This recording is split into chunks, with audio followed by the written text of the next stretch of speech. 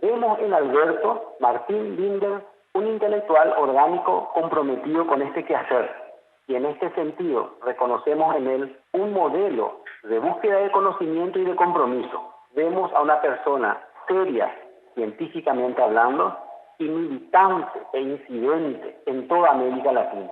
En la medida que eres un referente universitario y como reconocimiento de la actitud y estímulo, es una satisfacción para la Universidad Nacional de Pilar recibirle como doctor honoris causa en nuestra comunidad. El lectio doctoralis, la conferencia magistral del doctor honoris causa de la Universidad Nacional de Pilar, doctor Alberto Martín Binder, reforma judicial y democratización de la justicia.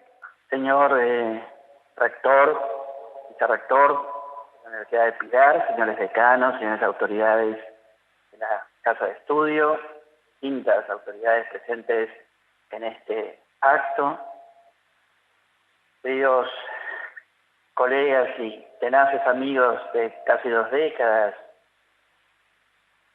Roque, Marcos Com, María Victoria Rivas, Carolina Yáñez y otros amigos, Víctor Ríos, a todos ellos mi agradecimiento muy profundo. Doctor Martín Almada, pionero de muchas de las tribulaciones y preocupaciones que todos estos temas nos convocan hoy. A todos ustedes, a la comunidad académica de la Universidad del Pilar y a la comunidad de acción de la Reforma, no tengo más que manifestar mi enorme agradecimiento por este homenaje, que no sé si será merecido, pero es bien recibido, para seguir adelante, como ustedes han dicho, para dar un golpe en la espalda que diga, queda todavía. Lo acepto y quiero señalar mi aceptación ahora de un modo más contundente, en lo que tiene de antiguo y profundo de incorporación a un claustro académico. La tradición, y sobre todo la tradición de Occidente, en la tradición de Occidente, el trabajo intelectual, el trabajo académico nunca fue un trabajo solitario. En esto, ustedes saben que siempre lo he entendido. El saber está acompañado de la docencia, y el saber y la docencia, si no generan comunidad entre los hombres, o comunidad entre los hombres y la naturaleza, se termina convirtiendo en un saber narcisista que nos degrada como seres humanos. Para mí, el que me inviten con este cariño a formar parte de la comunidad de la Universidad Nacional de Pilar es realmente un aliciente, porque apunta a aquello que siempre he creído, que la construcción colectiva del saber, que al mismo tiempo nos da herramientas para transformar nuestro mundo. Una transformación, por otra parte, que apunta a un tema no menor de nuestros sistemas políticos. Por eso quiero, en esta lección inaugural, invitarlos a reflexionar sobre temas que nos han convocado en los últimos 20 años de trabajo, pero que siguen teniendo una profunda actualidad. Y esa actualidad no creo que tenga que llevarnos al desamparo, en el sentido de que no logramos resolver los problemas, sino todo lo contrario. Que la democracia nueva que América Latina empieza a construir en los últimos 25 años tenga esta persistencia del problema judicial. No le suelte la atención a la cuestión judicial como un problema central de la democracia. Es una de las grandes noticias que tenemos que tener de este periodo democrático, de este nuevo esfuerzo que hace 25 años casi toda América Latina comienza su proceso de refundación o de recuperación democrática según los países. Y es una buena noticia porque el problema judicial es un gran problema de la democracia y va a seguir siéndolo, por suerte. porque de lo que estamos hablando no es una simple democracia, sino de una república democrática sometida al Estado de Derecho, y estos tres principios, el principio republicano, el principio democrático y el principio del Estado de Derecho o imperio de la ley, no son principios que naturalmente se armonizan con un esfuerzo ciudadano, un esfuerzo de construcción de saberes y de prácticas que es realmente forzado. Sería una pésima noticia que la vieja costumbre propia de los estados absolutistas y de la monarquía que nos heredó el autoritarismo finalmente de la América Latina, la vieja costumbre de arrinconar al problema judicial como un problema de abogados o como un problema menor o como un simple oficio de algunos que se realice si se hubiera establecido. No fue así. Por eso seguimos heridos en nuestra democracia por el problema judicial. Y esa es una buena noticia. Y no tenemos que dejar que esa herida, digamos, desaparezca. Tenemos que convertirlo en una tarea permanente y colectiva. En última instancia, pobre de aquella sociedad que no se ocupa cotidianamente de su sistema judicial. Y dentro de este contexto, que yo creo que fue un contexto muy claro en los inicios de nuestro proceso democrático, y por eso encontramos en esos momentos ideas fundantes, y también encontramos personas que son nuestros maestros, que vieron con claridad este problema y nos transmitieron la necesidad de dedicar mucho tiempo de nuestras vidas a este problema. Estas relaciones, insisto, entre democracia y administración de justicia que se vieron con tanta claridad en este inicio de este proceso, en esta última etapa de la democracia, donde por suerte la democracia está asumiendo nuevas tareas en un mundo complejo, está asumiendo nuevas tareas de ampliación en una sociedad cada vez más compleja, ha demostrado que es aún mucho más profunda, más compleja y más trabajosa de lo que habíamos pensado. Fíjense que si algo caracteriza la última década o década y media de nuestro desarrollo democrático, es por suerte, repito, la idea de que la democracia o una república democrática tiene que estar ampliando la ciudadanía permanentemente. Y por eso le hemos dedicado mucha atención a lo que llamamos la ampliación de los derechos, ya sea por la incorporación de los pactos internacionales, en general del derecho internacional, por las modificaciones que se han dado en las nuevas constituciones, por la sanción de nuevas leyes. Hoy el ciudadano latinoamericano tiene muchos más derechos de los que tenía hace una década y media. Derechos sociales, derechos colectivos, nuevos derechos individuales, nueva redefinición de viejos derechos. Ahora bien, salvo que tengamos una concepción mágica de lo que significa conceder un derecho, creer que porque reconocemos un derecho, eso automáticamente produce una realidad social, aquí debemos recordar aquella libro y frase famosa de uno de los grandes juristas del siglo XIX, que es Rudolf von Rüdering, que habría que decirles, ciudadanos, se les están ampliando los derechos, ahora a luchar por el derecho. Ahora comienza la lucha por los derechos. Y la lucha por los derechos en la sociedad democrática actual es mucho más rica, por suerte, mucho más compleja. Ahora bien, cuando nosotros concedemos un derecho, en definitiva lo que estamos haciendo es darle, entre otras cosas, una acción, una entrada, un ticket de entrada al sistema judicial a decirles, bueno, estos derechos se instalan en la cultura y son respetados mejor. Si no, aquí tienes un ticket de entrada, una acción. Por eso hoy día necesitamos revitalizar toda la teoría de la acción, sacándola del viejo conceptualismo en el cual no se sabía muy bien qué significaba, para volver a darle la vieja concepción romana, fuerte, central, en la concepción del derecho y el carácter político vinculado a la ciudadanía. Hoy le estamos diciendo, aquí tienes un ticket de entrada, una acción, para ir a pelear por tu derecho al sistema judicial.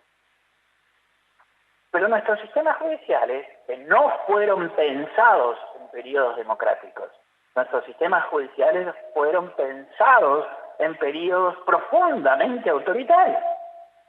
No están preparados para esta nueva lucha por los derechos que caracteriza a la ciudadanía democrática latinoamericana en estos tiempos. Este es un primer impacto que nos tiene que empujar para adelante en volver a pensar el poder judicial bajo estas características y darnos cuenta de por qué, digamos, debería ser fácil el problema judicial si se enfrenta a este desafío.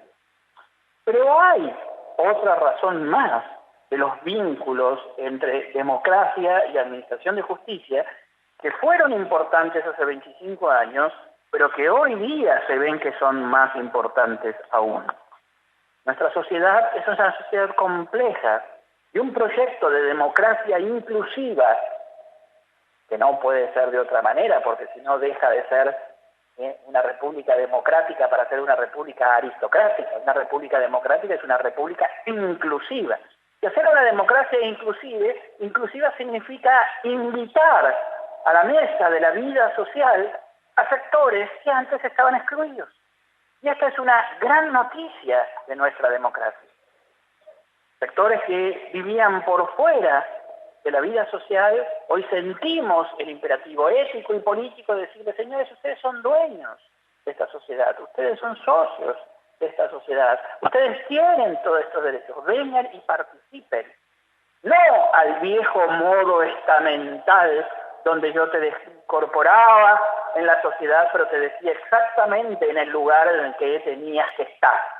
No, la República Democrática Inclusiva invita a la gente y le dice, ustedes tienen una voz como todos los demás y ustedes tienen un voto como todos los demás. Y esto, por suerte, construye una sociedad más conflictiva, una sociedad más compleja, una sociedad plagada de visiones distintas acerca de lo que tenemos que hacer. Claro que a veces nos toca la añoranza de los viejos órdenes anteriores donde las cuestiones se podían dividir entre unos pocos que se ponían de acuerdo. Si es que éramos participados de los beneficios de ese orden, nos tenemos la añoranza. Pero hoy el imperativo ético y político de una democracia nos lleva hacia otro lado. Y quienes creemos profundamente en el proyecto democrático nos alegra profundamente también este carácter inclusivo que hoy ha tomado como una necesidad insoslayable el mismo proyecto democrático. Ahora bien, aquí nace otra nueva responsabilidad para el Poder Judicial. El Poder Judicial se encuentra con una sociedad conflictiva. Y una sociedad conflictiva en la cual reconocemos muchos de los valores de esa conflictividad, porque si no, nos quedaríamos donde estamos. Las grandes elaboraciones de la teoría social en los años 60, que nos mostraron el valor positivo de la conflictividad y no solo sus funciones negativas. La constatación tan evidente en nuestros países todavía plagados de inequidades, de que sin conflictividad no vamos a llevar adelante nuestra sociedad, nuestra cultura, nuestra política hacia los valores que hoy aceptamos como básicos, nos demuestran que esa conflictividad cumple funciones positivas y además insoslayables en el futuro de nuestra vida social. Ahora bien, esto nos trae una tarea nueva. ¿Cómo vamos a hacer para que esta conflictividad no se convierta en una fuente de violencia social? ¿Cómo vamos a hacer para que la convivencia ciudadana pueda ir dirimiendo los conflictos sin que esto se convierta en abuso de poder de aquel que es fuerte en la relación conflictiva o aquel que tiene la capacidad de hacer violencia? Y aquí es donde la ley vuelve a cumplir y la justicia vuelve a cumplir una función histórica determinante. Aquello que ya decía Platón y hoy ha rescatado Ferraioli, en el sentido de que la ley viene a ayudar al más débil de la relación, no para ahogar la conflictividad, sino para permitir que esa conflictividad fluya sin violencia y sin abuso de poder. Ahora bien, nada más alejado de esta tarea que la configuración histórica del modelo inquisitorial. El modelo inquisitorial es una maquinaria para transmitir las órdenes del rey. No es un sistema institucional para ayudar a la sociedad a gestionar sus conflictos. Por eso, uno de los autores, de los especialistas más profundos sobre el sistema inquisitorial español, inglés, decía con claridad: miren, a mí no me interesa mucho la historia de España, pero tengo que estudiar la Inquisición española, porque en definitiva allí está el origen del autoritarismo moderno. Elabora una de las grandes historias críticas políticas del sistema inquisitorial que nos legan los españoles en España. Pero lo que hay que entender, porque si no, no entendemos la profundidad del desmontaje que tenemos que hacer, es que uno es construir una maquinaria que transmite las órdenes del poderoso hacia la sociedad y convierte una vez más a los habitantes en súbditos, y por lo tanto lo que interesa es la obediencia y la desobediencia. Y otra cosa es construir una administración de justicia, que es un aparato institucional que extiende sus redes en la sociedad para ayudar a que la sociedad metabolice y gestione su conflictividad sin violencia y sin abuso de poder. Esta es una de las grandes diferencias entre la justicia republicana y la justicia inquisitorial. Ahora, estamos lejos de haber construido esa administración de justicia. Entonces, no nos sorprenda que tengamos cíclicamente crisis judicial. La cuestión es, ¿qué hacemos con esa crisis judicial que se nos va a ir planteando casi de un modo predictible en la vida de los próximos años? Y en tercer lugar, hay otra tarea nueva para la administración de justicia que también quisiera destacar. Así como el proyecto democrático trae todas las buenas noticias de ampliación de la ciudadanía, de ampliación de los derechos, trae todas las buenas noticias de la inclusión de sectores sociales que no formaban parte activa de la vida social, el mundo económico moderno, el desarrollo de la economía moderna y el propio desarrollo del Estado nos traen también la noticia de la enorme potencia del poder concentrado.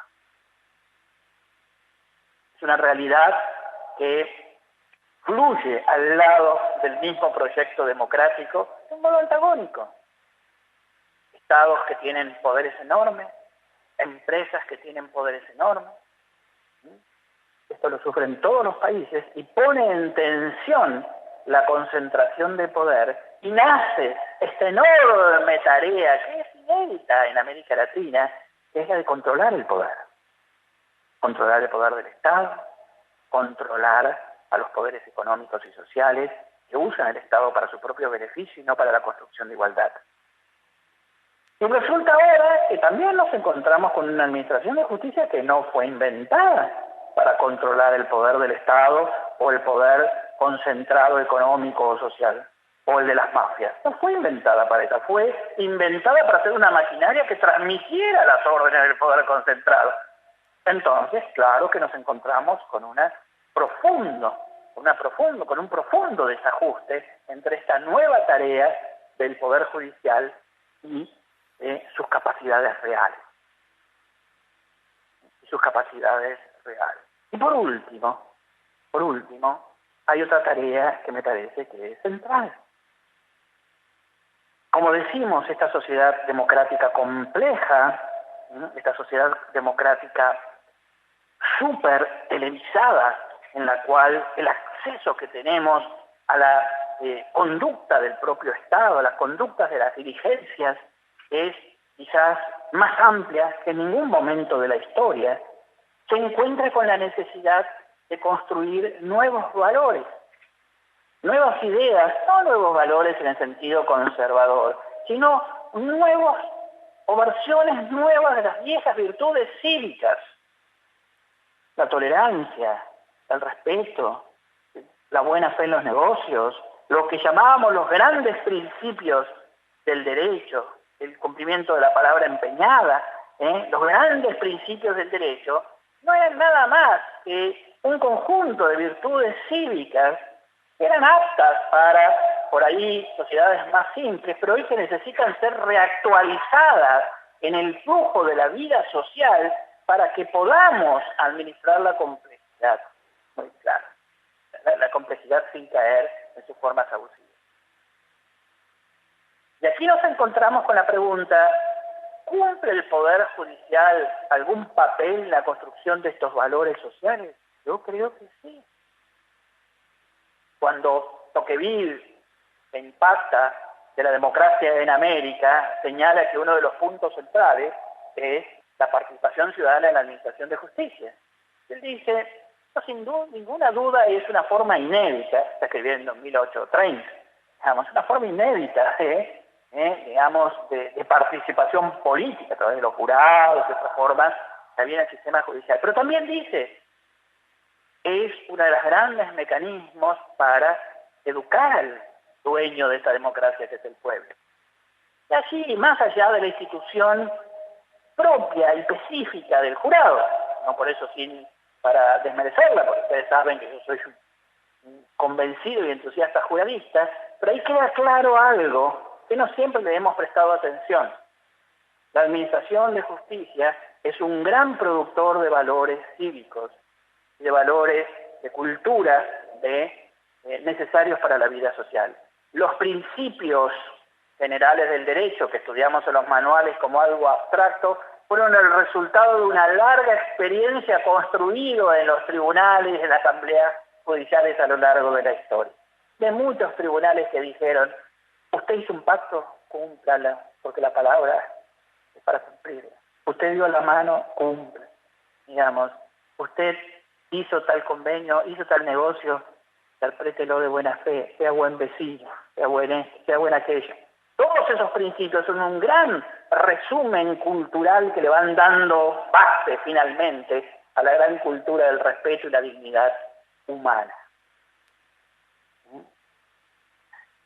En definitiva, fíjense ustedes estas 4 grandes tareas, la tarea de permitir que el ciudadano pelee por sus derechos, la tarea de ayudar a la sociedad a gestionar su conflictividad, la tarea de limitar al poder y la tarea de tener un mecanismo de construcción de valores éticos sociales que son indispensables para la vida comunitaria, son tareas inmensas, de una importancia político-cultural enorme, que son extrañas al modelo inquisitorial que nos legaron los españoles y que todavía sigue siendo el modelo dominante de nuestra justicia. Quizás lo que no advertíamos hace 25 o 30 años eran las profundidades y la extensión de esto que llamábamos la lucha contra la Inquisición. La lucha contra la Inquisición.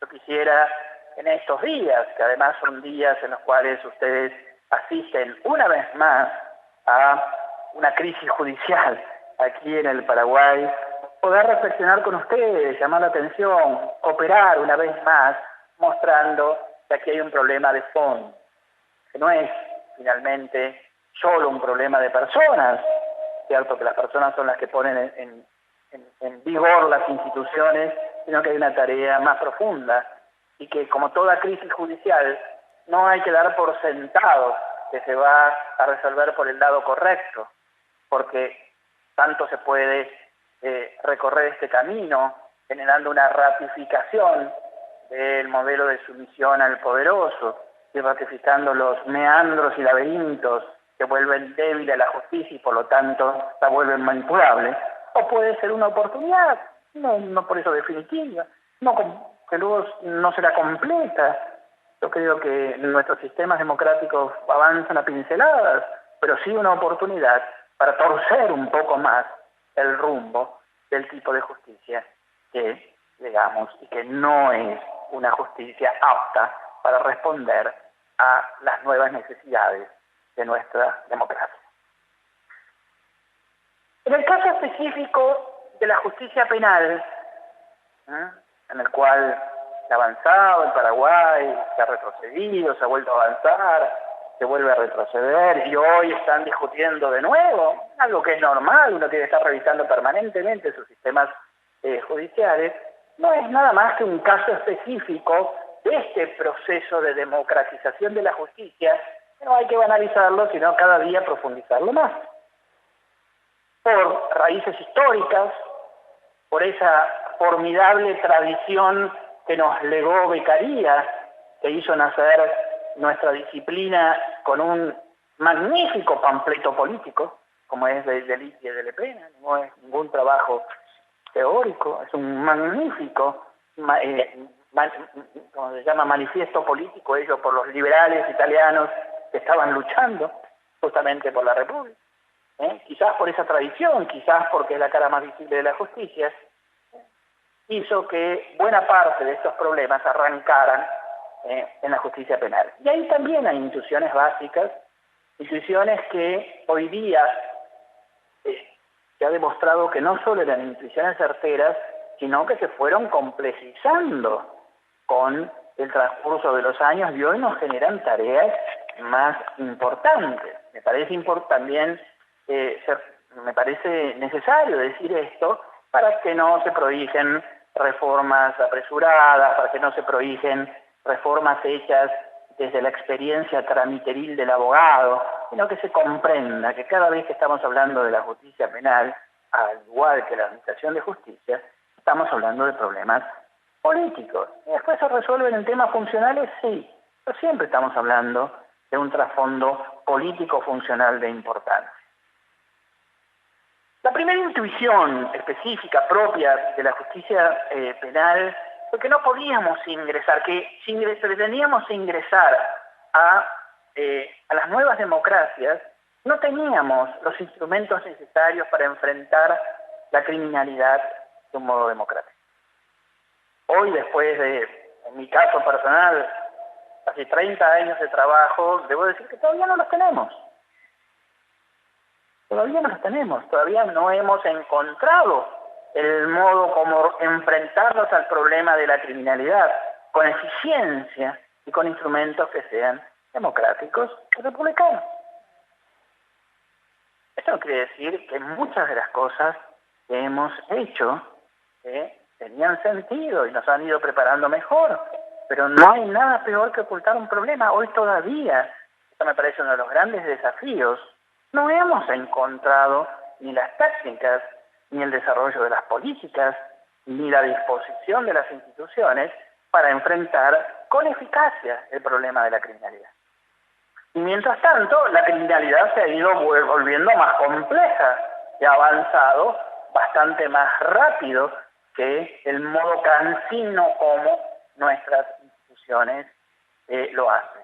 Es totalmente cierto que abandonar el viejo modelo del juez de instrucción era absolutamente necesario para, por lo menos, empezar a pensar en la existencia de alguna chance de enfrentar el problema de la criminalidad. En ese sentido, la aparición, la emergencia del nuevo Ministerio Público en América Latina, que es una de las noticias importantes de los últimos 15 años en todos nuestros países. Bueno, ustedes mismos vean, el Ministerio Público que tiene hoy Paraguay no tiene nada que ver con lo que tenía antes, y esto se repite en todos los países. Es como que tenemos recién hace 15, 20 años un nuevo Ministerio Público Fiscal con capacidad de generar alguna persecución penal.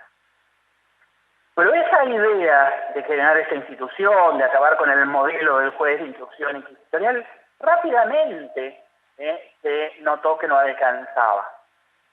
Es allí donde nosotros hablábamos ayer en una reunión con los alumnos de la maestría de la maestría de la Universidad de Pilar.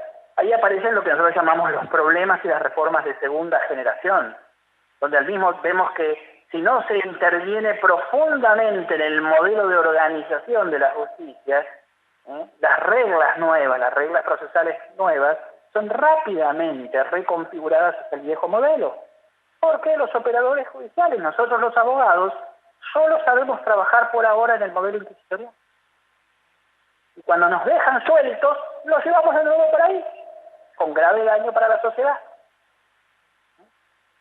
Y ahí aparece toda una nueva cantidad de estudios y de trabajos que se han ido haciendo en los demás países para volver a repensar, hacer una reingeniería organizacional del Ministerio Público y de otras instituciones para poder enfrentar los problemas de criminalidad.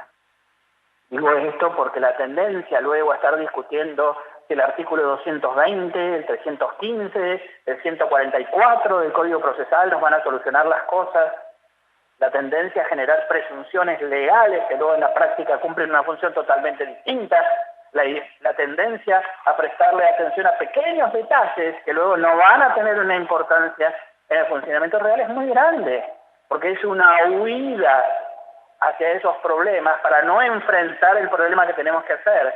Es que si seguimos manteniendo nuestros ministerios públicos en modelos de organización obsoletos, sin dirección, sin supervisión, sin agilidad, atrapados en el expediente, en el trámite, escriturizando todo, podemos ponerle el código que querramos y las reformas y volvemos otra vez a llevarlo. Para eso, esto es lo que llamábamos problemas de segunda generación. Hay muchos países que hicieron estos cambios muy profundos y pronto se dieron cuenta que no alcanzaba con esto. E ingresamos en lo que llamamos hoy, que es el gran desafío que tenemos, que son los problemas de tercera generación en el modo de enfrentarnos a la criminalidad. Problemas que cuando uno los enuncia son a veces tan obvios que parece que esto no necesita ser destacado, y no es así. En la práctica cotidiana uno tiene que volver a destacar permanentemente esto. Son problemas de tercera generación, lo que llamamos, lo que tiene que ver con esto que es la persecución, que llamamos la persecución penal estratégica. Es decir, el Ministerio Público junto con la policía no pueden trabajar sin tener ningún tipo de estrategia de cómo se van a enfrentar a la criminalidad. No podemos tener instituciones que están tan atrapadas en el caso a caso y luego en el expedienteo que genera ese caso a caso, que no tenemos ninguna política criminal, que no tenemos ninguna política de persecución penal, y muchas veces ni siquiera política de seguridad que acompañe estos procesos. Y ustedes me dirán, pero eso es muy sencillo. No, en mi experiencia de trabajo ni siquiera contamos con la información para poder diseñar esto. Yo me he cansado de recorrer, me vivo cansando y mantengo todavía esta petición. Uno va a una ciudad, a un municipio, a veces a ciudades pequeñas, y dice, ¿alguien tiene idea de cómo es el mercado de drogas en esta sociedad, en esta ciudad? ¿Alguien tiene idea de cómo es el mercado de vehículos robados? ¿Alguien tiene idea? Uno se encuentra con que no hay información sobre esto. ¿Cómo podemos tener estrategias inteligentes para enfrentar problemas graves de la sociedad cuando nuestras instituciones encargadas de la persecución penal no se preocupan por esto? Nuestro sistema de información criminal en América Latina es obsoleto, viejo, falso, se falsean las estadísticas, no hay forma de normalizarlo, se ocultan. ¿Cómo vamos a diseñar políticas inteligentes y estratégicas para esto? Acá hay una tarea muy de fondo, porque el reclamo social de que ayudemos a la sociedad a contener el problema de la violencia, que no dejemos que la criminalidad, que cada vez más está vinculado a mercados delictivos y no a solos aspectos morales de la persona, y los mercados es, por desgracia, en nuestra situación actual de interacción social con mayor capacidad expansiva. ¿Cómo vamos a enfrentarnos a eso? A los grandes mercados que luego generan disputas de territorio y luego generan ajustes de cuentas, si estamos actuando con un nivel de tosquedad y ceguera increíble. Y cuando uno va a buscar la literatura y las investigaciones disponibles para hacer esto, encuentra muy poco, casi nada. Cuando uno va a buscar los lugares donde se está enseñando esto, tampoco.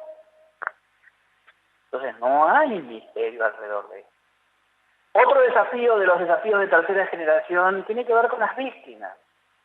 Las víctimas es un sector social que históricamente ha sido desatendido, ha sido usada como excusa. Hoy la usamos como excusa para construir demagogia punitiva, pero luego en las instituciones el descuido que tiene la víctima y su relación con el Ministerio Público es muy notoria. La hemos tratado primero como si fuera solamente un objeto de prueba, después nos sensibilizamos un poco y asumimos el arquetipo de la mujer en crisis que tenía que tener algún psicólogo que la contenga.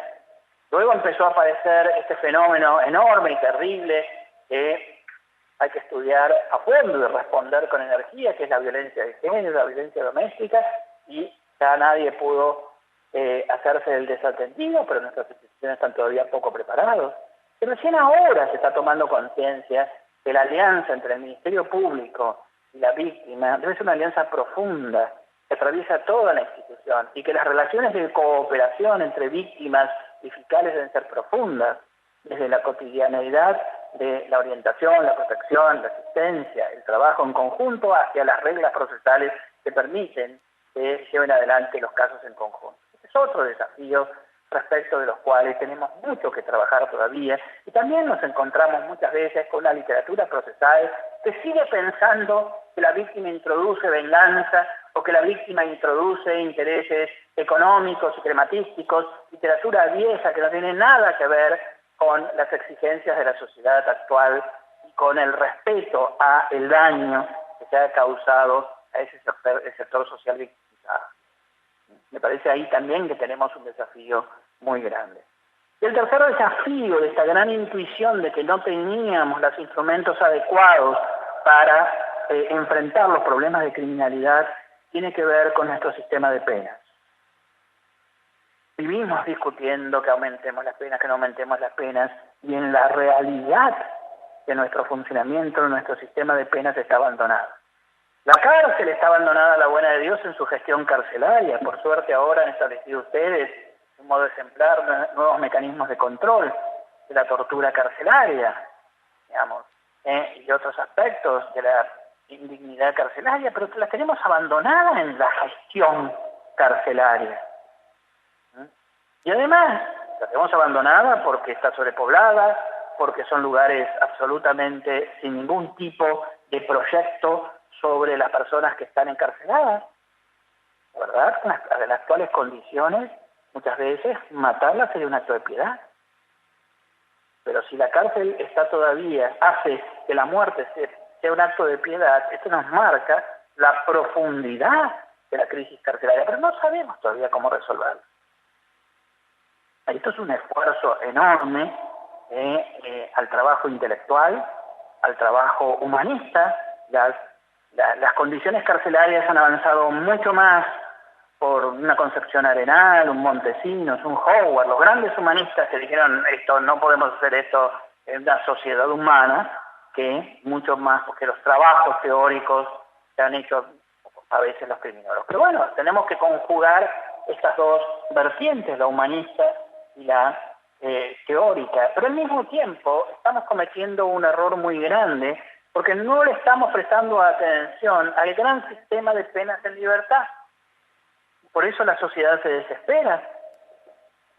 En los sistemas modernos, las 3/4 partes de las penas que se imponen son en libertad. No sé cuáles serán los números de Paraguay, pero en muchos de los países de la misma región, hoy día las 2/3 partes de las penas que se imponen son en libertad. Pero lo estamos haciendo de tal manera que la imposición de la pena en libertad, que es un bien respecto del encierro carcelario, no cumple ninguna función social, no tiene ningún significado social, no tiene ningún nivel de supervisión, no tiene nada que la potencie como un método menos cruel, pero de general responsabilidad social.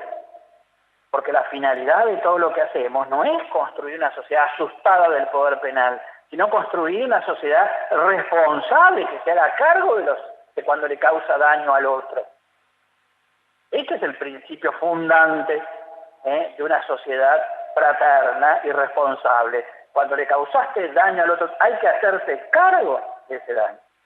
Eso, y todo nuestro sistema de penas en libertad está abandonado. Es una gran tarea, porque si no, la descongestión carcelaria viene siendo proclamada, pero no logramos nada.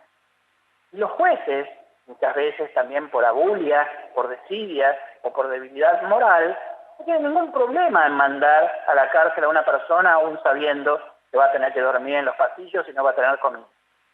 Pero imagínense cómo degrada todo el sistema este tipo de decisiones. Esto es lo que llamamos problemas de tercera generación, que se suman a los problemas de segunda generación, que se suman a los problemas de primera generación, de tal manera que fíjense ustedes que estas intuiciones iniciales hemos descubierto que son profundamente más complejas. ¿Cómo va a acabar la tarea respecto de la justicia penal?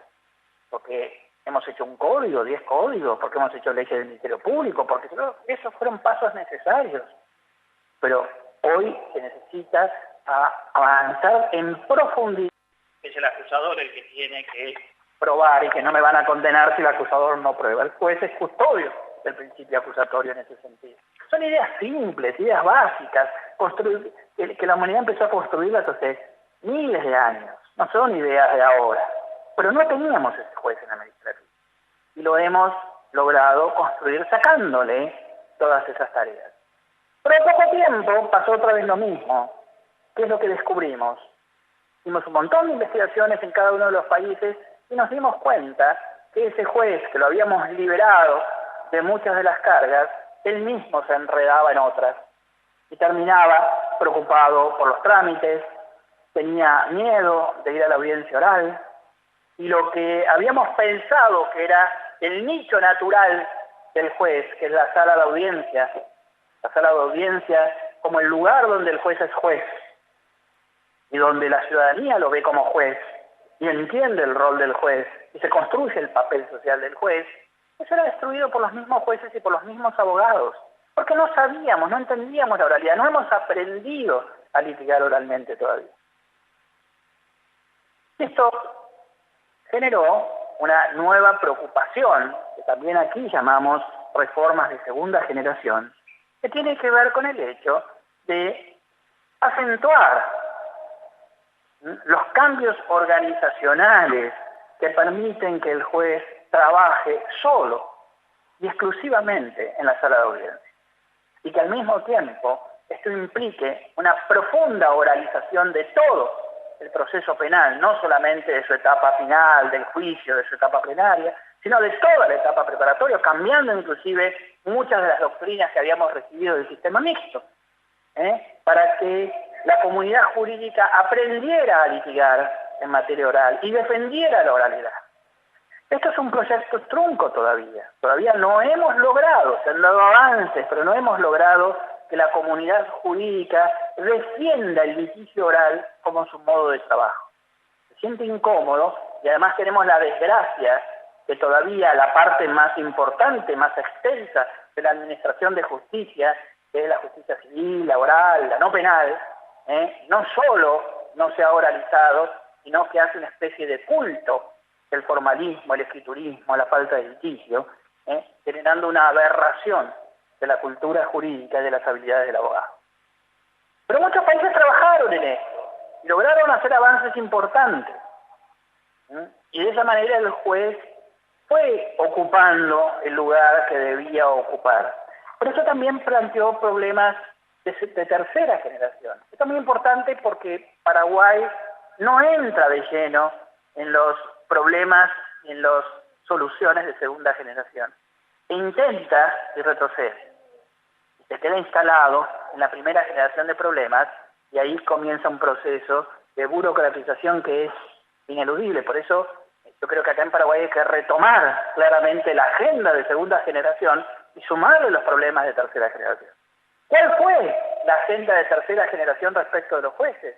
Bueno, estos jueces que habían empezado a recuperar el lugar de la sala de audiencia, se empiezan a dar cuenta que no tienen el lenguaje, que no tienen los argumentos, que no tienen el modo como hablarle a la sociedad como la sociedad necesita. El lenguaje jurídico es todavía un lenguaje muy alejado del sentido común. El modo de redactar las sentencias es un modo que esconde la fundamentación y se esconde en los formularios. Como el otro día escuché, me pareció una linda frase, que los jueces y los funcionarios judiciales se ocultan en el gerundio, haciendo creer que las cosas están en movimiento cuando están profundamente paralizadas. Y todo esto generó un nuevo movimiento donde hoy día se plantea cómo les enseñamos a los jueces a fundamentar oralmente, a fundamentar públicamente, a que le hablen a la sociedad diciendo, como ocurre en cada caso, este caso se soluciona así, pero también fijo la regla que la sociedad tiene que entender. Porque este es el segundo desafío que hoy tenemos, y es que la sociedad moderna, sea cual fuera su tradición jurídica, no puede darle seguridad y expandir la función de la Administración de Justicia si no trabaja profundamente sobre el sistema de precedentes. Y en la gran mayoría de nuestros países, el sistema de precedentes, la jurisprudencia, ni siquiera los tribunales superiores o la Corte Suprema son fieles a sus propios precedentes. Nadie dice que tengamos que tener una visión extremadamente conservadora de la visión de precedentes. Pero aquel juez que quiera dejar de lado un precedente tiene que hacer un esfuerzo argumentativo mayor y explicar por qué abandona el precedente y señalarlo con claridad. Así funciona y así ha funcionado históricamente los sistemas judiciales en el mundo. Pero nosotros, que venimos de una tradición donde el sistema judicial no le habla a la sociedad, sino le habla al poderoso, ¿para qué queremos precedentes? Entonces aparece otra vez la función política, la función social del precedente, como una tarea importante y correcta. Bien, para no extenderme mucho más allá en estos temas, que son temas inmensos, vean ustedes, quiero volver sobre lo que había dicho al principio. No tenemos que asombrarnos de que las relaciones entre administración de justicia y democracia nos conduzcan de crisis en crisis. Esto es una buena noticia. Sería realmente una pésima noticia que no tengamos crisis judicial. Ahora, la tarea que tenemos que asumir frente a cada crisis judicial es otra cosa. Y ahí el pensamiento republicano democrático tiene que tener muy claro la profundidad de los problemas y de las tareas que tenemos por delante para no dejarnos atrapar en una visión leguleya, curial del problema judicial. Debe haber siempre una visión político-institucional de alta envergadura sobre el problema judicial. No tenemos pequeños problemas de trámite, tenemos un gran problema de configuración y concepción de nuestra administración de justicia. Y aquí nos hemos encontrado con grandes obstáculos, que los asumo como responsabilidades propias y invito a mis colegas de la Universidad Nacional de Pilar a asumirlos como tareas pendientes, sobre todo de una universidad, como la Universidad de Pilar, que está tratando de construir una voz nueva respecto de este país. Nos hemos encontrado, en primer lugar, con una cultura jurídica que no está a la altura de las circunstancias. Como hemos dicho hace mucho tiempo, desgraciadamente la cultura jurídica de nuestros países es un obstáculo para el desarrollo social, no una herramienta positiva. ¿Por qué? Porque es una cultura jurídica que transita del conceptualismo abstracto al trámite más insustancial. Y en el conceptualismo abstracto, que nos encanta a quienes nos gusta la teoría y que hay que transitarlo cada tanto, habrá verdades, pero seguro que no están en el trámite de insustancia. Y en el medio nos encontramos con una deficiencia en los modos de producción de la nueva cultura jurídica democrática que necesitan nuestras sociedades. Y esto no es solamente una mera profesión de fe de los cultores y de los profesores. Es una profunda indagación teórica, histórica, acerca de los componentes autoritarios que transmitimos sin darnos cuenta y que llevamos nosotros mismos dentro de nuestra cultura jurídica. Es un trabajo de socioanálisis, como dice Bourdieu, que tenemos que tomarlos en profundidad.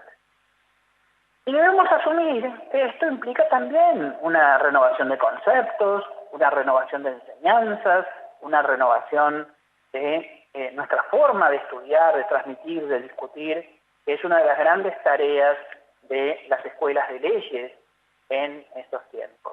Ojalá pueda contribuir. Les agradezco enormemente que me inviten a este proyecto, en el cual yo sé que ustedes lo están desarrollando, a comenzar a pensar esforzadamente, como ocurre en todas estas cosas, los nuevos conceptos, las nuevas estructuras de pensamiento, los nuevos temas que tienen que ver con una cultura jurídica que está pensando en la conflictividad social, que está pensando en los mecanismos judiciales que necesita este país y que está pensando en todo momento en las exigencias republicanas, democráticas y de una sociedad que busca estar sometida al imperio de la ley, que no es algo que fue pensado para las grandes empresas o para el poderoso, sino, como ya decía el Código de Hammurabi, uno de los textos jurídicos más antiguos que conocemos.